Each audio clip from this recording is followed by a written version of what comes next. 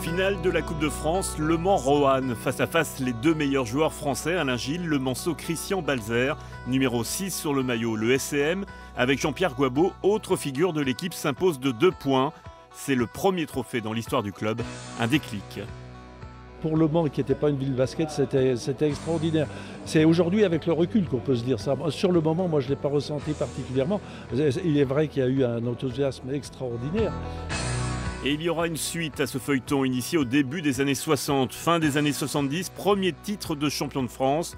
Les basketteurs sont les rois de la cité. Éric Beugnot, Hervé Dubuisson, deux fortes personnalités, dirigées par un entraîneur charismatique, Bill Swick. Ce soir, ce sera difficile, ce sera une bataille.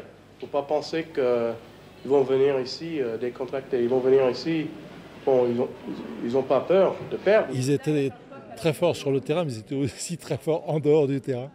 On avait une équipe extraordinaire, fabuleuse. Et même en faisant la fête à côté, on dominait quand même, quoi. Donc, mais ça a fait grandir aussi le club. Ça a fait grandir le club. Époque bénie, le basket est déjà professionnel, convivial également. Éric Beugnot est le propriétaire d'un magasin de disques dans le Vieux-Mans. J'ai réalisé une de mes passions, disons. Et j'ai toujours été plongé dans un univers musical de par mes parents. 2 titres de champion de France, c'est l'époque de la rotonde, humilité. Sagesse sont les clés de la réussite. On retrouve Christian Balzer aux commandes du club. DRH à l'époque au comptoir moderne, grand groupe alimentaire affilié au SCM. On parle beaucoup de la saison prochaine alors que celle-ci vient à peine de se terminer. Et je crois qu'on veut tous quand même profiter de notre joie. Sur le banc, aux côtés de Bill Swick, Jean-Pierre Gouabeau, vainqueur lui aussi de la Coupe de France en 64. Il travaille au comptoir moderne. Il n'y a pas beaucoup de clubs finalement qui se sont appuyés comme ça sur les anciens, donc des gens qui avaient à la fois une compétence professionnelle et une compétence basket. Voilà, ça évidemment c'est extrêmement important pour perdurer. Nouveau titre en 82, puis le duo Balzer-Gouabeau relance le club début 2000 sous la direction de Jean-Pierre Gouabeau. Le MSB décroche même un nouveau titre de champion de France en 2006.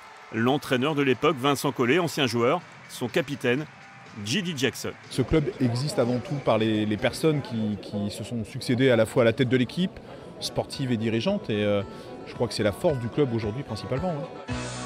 Une réussite sportive et humaine initiée par cet homme, le centenaire Bernard Ganal, fondateur en 38 du SCM Le Mans, et sans qui cette belle aventure ne serait jamais arrivée.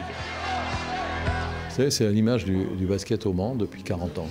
Hein. Il y a eu quelques périodes un peu plus difficiles, mais il faut reconnaître qu'on a été élevés, Christian et moi, au biberon des comptoirs modernes et de Bernard Ganal. Et Bernard Ganal avait cette faculté de, lorsqu'il y avait des problèmes dans l'équipe, que tout se traitait à l'interne et jamais à l'externe. Et on a gardé cette démarche-là et on aime les évolutions et pas les révolutions.